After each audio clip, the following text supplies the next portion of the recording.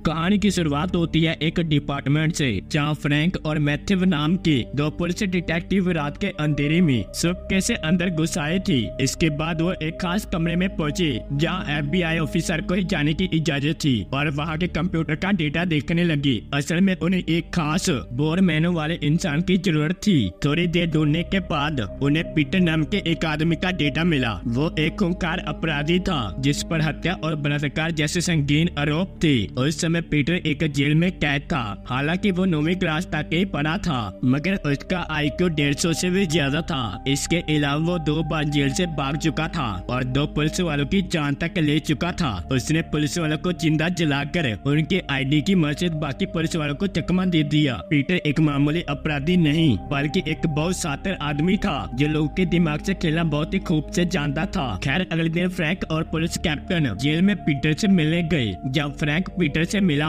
तो उसने खुलासा किया कि उसके 8 साल के बेटे को लुकीमिया है। पीटर जानता था कि उसकी मदद से एक बच्चे की जान बच सकती है, पर उसने बोर मैरो देने से इनकार कर दिया। उसने फ्रैंक का खूब मजाक उठाया। जब फ्रैंक उसके सामने गिर कर आने लगा तो उसने कहा कि वो सोचकर बताएगा। फ्रैंक ने कहा कि वो एक बच्चे की जान बचाकर अपने पापों का प्रायश्चित कर सकता है, पर पीटर जैसे अपराधियों को प्रायश्चित नहीं बल्कि आजादी चाहिए थी। खैर, इसके बाद फ्रैंक हॉस्पिटल में अपने बेटे मैक्स से मिलने पहुंचा। तब डॉक्टर ने उससे बुरी खबर दी कि अगर जल्द से जल्द बोरमेरो नहीं मिला, मैक्स कुछ ही हफ्तों में अपनी जान से हाथ धो बैठेगा। वही मैक्स नहीं जानता था कि उसका कैंसर बढ़ रहा है, और जब उसने अपने पिता को परेशान देखा तो उसने पूछा कि क्या मैं मरने वाला हूँ। उसके पिता ने कहा कि हाँ बेटा, तुम्हारा कैंसर बढ़ रहा है, पर तुम चिंता मत करो, मैंने तुम्हारे लिए डोनर ढूंढ लिया है। ये सुनकर मैक्स काफी खुश हुआ, पर उसने कहा कि अगर मैं नहीं भी बच पाया तो भी मुझे कोई दुख नहीं होगा, क्योंकि मेरे पिता ने मुझे बचाने के लिए जिन जान से मेहनत की। तभी अचानक फ्रैंक को जेल से फोन आया कि पीटर ट्रांसप्लांट के लिए राजी होके आए, मगर इससे पहले वो मैक्स से मिलना चाहता है। फ्रैंक थोड़ा हिचकिचाया और उसने मैक्स को जेल लाने का वादा किया। फिर अगले दिन पीटर और मैक्स एक कमरे में बैठी थी। पीटर ने मैक्स से कहा कि उससे अंकल पीट कहकर बुलाई, और फिर कुछ देर तक बातें करने के बाद उसका डोनर बनने के लिए रेडी हो गया। तब मैक्स बहुत खुश होकर अपने पिता से दौड़कर मिलने के लिए गया। फिर पीटर ने फ्रैंक के सामने अपनी मांगे रखी। उसने कहा कि उसे बाकी कैदियों से बात करने की इजाजत दी जाए, उसे सिगरेट दी जाए और उसे जेल की लाइब्रेरी में जाने की इजाजत मिले। अगले दिन वार्डन उसकी जेल के मांगे मानने को तैयार नहीं हुआ, मगर फ्रैंक ने जैसे तैसे बड़े ऑफिसर से बात करके उसे मना लिया। इसके बाद पीटर को एक सिगरेट दी गई और उसने फॉर्म पर साइन कर दिया। इसके बाद जब वो अकेला था तो वो अपने जूते के लेस अपने हाथों से बांधकर खींचने लगा और उसने अपने अंगूठे की हड्डी तोड़ दी। असल में वो उसके प्लान का पहला हिस्सा था। वही मैक्स को डर था अगर उसे पीटर जैसे अपराधी का बोरमेनो मिलेगा तो वो भी उसके जैसा ना बन जाए। तब फ्रैंक ने उसे समझाया कि पीटर के गुनाहों को जिम्मेवार उसके शरीर से ज्यादा उसकी आत्मा है। उधर पीटर जेल में ड्रग्स की तस्करी करने वाले एक अपराधी से मिला। वो अपराधी पीटर की मदद करना नहीं चाहता था, मगर पीटर ने उसे जान से मारने की धमकी दे दी। फिर उसने कहा कि उसे नानका नाम का एंटी ड्रग चाहिए। फिर अपराधी ने पूछा कि उसे ये ड्रग क्यों चाहिए। जल्दी पीटर ने कहा कि तुझे नहीं बल्कि सबको जल्दी पता चल जाएगा। खैर, वो अपराधी ड्रग लाने में जुट गया। उधर पीटर लाइब्रेरी में मौजूद एक कंप्यूटर में हॉस्पिटल का नक्शा देखने लगा जहाँ ट्रांसप्लांट होने वाला था। वो इसके साथ साथ चेस खेलकर गार्ड्स को चकमा देता रहा। वही दूसरी पुलिस हॉस्पिटल में पीटर को लाने से पहले वहाँ की सुरक्षा में इंतजाम करने में जुट गई थी। उधर हॉस्पिटल के ऊपर कई हेलीकॉप्टर उड़ रहे थे और कई फौजी पीटर को जेल से हॉस्पिटल लाकर वापस जेल में ले आएंगे। बाकी का ट्रांसप्लांट से पहले एक रात ड्रग बेचने वाले कैदी ने पीटर को दवाई के नाम पर उसका कहा हुआ ड्रग दे दिया। जब पीटर अपने कमरे में आया तो उसने ये ड्रग का कैप्सूल अपनी जेब में छुपा लिया। फिर अगले दिन सैकड़ों गार्ड्स की गाड़ियां पीटर को लेकर हॉस्पिटल की तरफ रवाना हो गई। उसे कुर्सी से बांधकर कमरे में लाया गया और फिर उसे बेड पर लेटाकर उसके हाथ बांध दिए गए, मगर ये कोई नहीं जानता था कि उसके अंगूठे की हड्डी टूटी हुई है। अब डॉक्टर ने ट्रांसप्लांट शुरू करने से पहले उसे बेहोशी की दवा दी,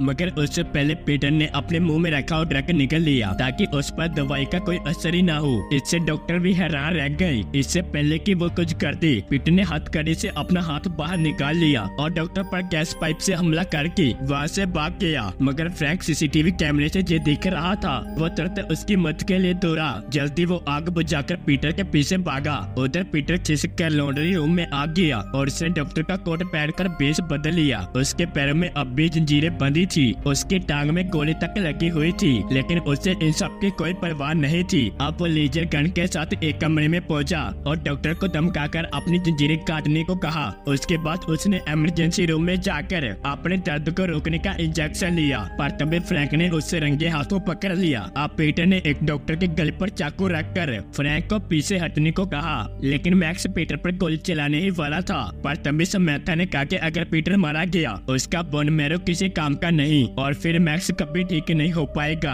पर तभी अचानक विल्सन नाम का पुलिस वाला पर्दे के पीछे से निकला और उसने पीटर पर बंदूक तान दी, मगर तभी फ्रैंक ने अपनी बंदूक पीटर को दे दी जिससे कि वो अपनी जान बचा सकी। वो चाहता था कि उसे पुलिस फोर्स से निकाल दिया जाएगा, मगर इस वक्त उसके लिए मैक्स की जान से ज्यादा कुछ भी जरूरी नहीं था। अब विल्सन और पीटर के बीच बहस चल रही थी। तभी फ्रैंक विल्सन के सामने आकर खड़ा हो गया। तभी पीटर ने एक पुलिस ऑफिसर पर गोली चला दी और विल्सन को जख्मी कर वहाँ से भाग निकला। जल्दी पुलिस कैप्टन वहाँ पहुँचा और उसने फ्रैंक को खूब फटकार लगाई, क्योंकि उसने अपने बेटे के लिए न जाने कितने लोगों की जान दांव पर लगा दी थी। अब गार्ड्स फ्रैंक को गिरफ्तार कर पुलिस स्टेशन ले जाने वाले थे, पर जैसे वो हॉस्पिटल से बाहर पहुंचे तो फ्रैंक ने पुलिस वालों पर रिपोर्टर पर धक्का दे दिया और उन्हें चकमा देकर वहां से भाग निकला। उधर हॉस्पिटल में मैक्स की नाक से खून बह रहा था और डॉक्टर समैथा उसके साथ थी। ऑफिसर मैथ्यू वहाँ मौजूद था। अचानक पीटर ने वहाँ आकर उस पर हमला कर दिया। फिर उसने समैथा को धमकी देकर पूछा कि हॉस्पिटल में साइक्लोपरफ्यूल कहाँ रखा जाता है और साथ उसने मैक्स से वादा किया कि वो जल्दी समैथा को वापस उसके पास भेज देगा।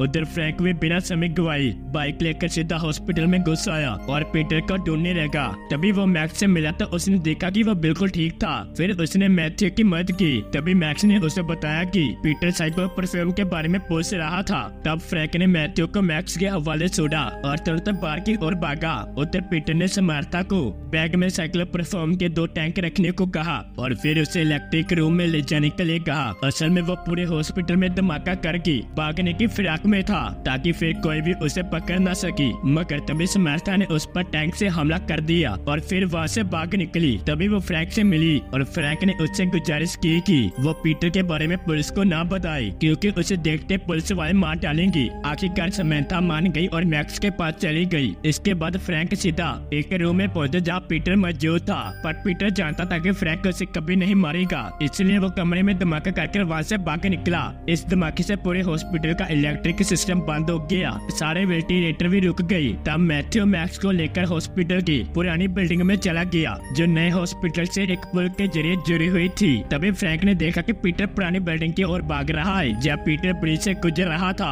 नीचे मौजूद पुलिस ने उस पर गोली चला दी। तभी फ्रैंकलिन ने पुलिस वालों की लाइटें फोड़ दी और इस तरह फ्रैंकलिन ने पीटर की फिर से जान बचा ली, मगर जल्दी पुलिस वालों ने दूसरी लाइट का इंतजाम किया। अब तो ये तय था या तो पीटर पकड़ा जाएगा या मारा जाएगा, मगर पीटर ने अपनी जान बचाने के लिए उनके लीडर को एक बंदी बना लिया। उसकी मदद से वो कंट्रोल रूम में घुस गया, जहाँ से उसने पूरे हॉस्पिटल के दरवाजे अंदर से बंद कर दिए। तभी समैथा को खबर मिली कि मैक्स की हालत बिगड़ रही है और उसे जल्द से जल्द पुरानी बिल्डिंग में पहुंचाना होगा। तब फ्रैंक उसे सारे पुलिस फोर्स से छुपाकर पुरानी बिल्डिंग में ले आया। जब पीटर ने सीसीटीवी कैमरे से जो देखा तो उसने भी फ्रैंकलिन की बहादुरी की तारीफ की, मगर फिर भी उसे दरवाजा खोलने से इनकार कर दिया। फ्रैंक ने पीटर से वादा किया कि मैं तुम्हारी रक्षा करूंगा, जिससे आखिरकार पीटर मान गया। इसके बाद फ्रैंक और समैथा मैक्स के पास पहुंचे और पीटर अपने प्लान के आखिरी पड़ाव को अंजाम देने पहुंच गया। अब वो कई लोग को बंदी बनाकर छत पर ले आया। वो चाहता था कि कैप्टन और उसकी पूरी टीम पुल से होते हुए पुरानी बिल्डिंग की तरफ आ रहे होंगे।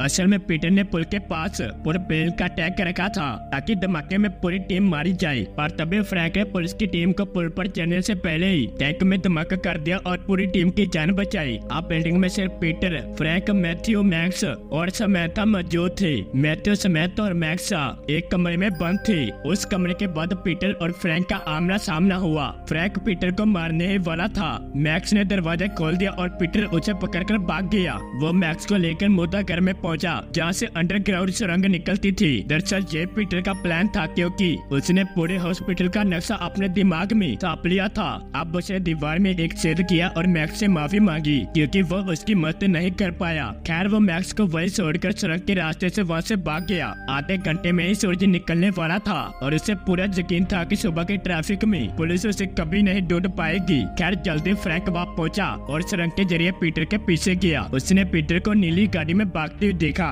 तो उसने भी एक पुलिस वाले की गाड़ी चुरा ली और उसने कंट्रोल रूम से मदद मांगी। पीटर का पीछा करते हुए उसने देखा कि वो पुल पर चढ़ने वाला था। उसने जल्दी ब्रिज ऑपरेटर से बात की और खुद को पुलिस कैप्टन बताकर ब्रिज से सिलाखी निकलवा दी, जिससे पीटर वही फंस गया। आखिर फ्रैंक और पीटर का फिर से आमना सामना हुआ और तभी कैप्टन और उसकी टीम हेलीकॉप्टर के जरिए उन तक आ पहुंची और पीटर पर धुआंधार गोलियां चलाने लगी। मगर तभी फ्रैंक ने अपने सीने पर गोली खाकर पीटर की जान बचाई। पीटर ने वहाँ से भागने की कोशिश की और फ्रैंक ने उसके पैर पर गोली चला दी और वो सीधा समुद्र में जाकर गिरा। आखिरकार ट्रांसप्लांट कामयाब रहा और मैक्स की जान बच गई। जब उसकी आँख खुली तो उसके हीरो पुता उसके सामने बैठी थी और दूसरी ओर पीटर भी जिंदा था। उसने गार्ड से पूछा कि मैक्स कैसा है और तभी बेड आगे बढ़ने लगा और गार्ड्स को एहसास हुआ कि उसकी बंदूक गायब थी।